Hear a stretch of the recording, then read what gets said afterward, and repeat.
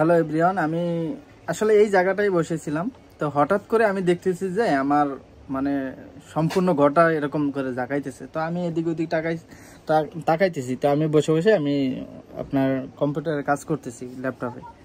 তো হঠাৎ করে কাঁপাইতেছে। তো আমি ভাবছি যে এই মুহূর্তে উঠতে দৌড় দিব, ঠিক আছে। তো আবার চিন্তা করলাম যে আমার বাচ্চা বউ ওই জায়গায় আছে, আমি দৌড় দিলে তো কেমন হয় জিনিসটা।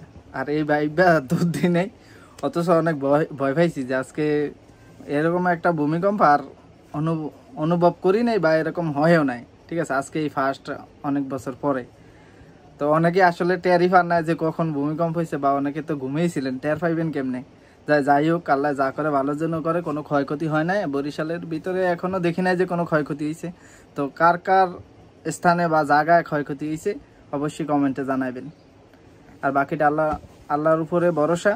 যদি বাংলাদেশে ধরেন ভূমিকম্প হয় ওরকম, তাহলে মনে করেন যে বাংলাদেশে অর্ধেক মানুষ থাকবে না। কারণ বাংলাদেশে যেই অবস্থা, বিল্ডিংয়ের কোনো ফিটনেস নাই, তাতে সবাই মোটামুটি ভালোই জানেন।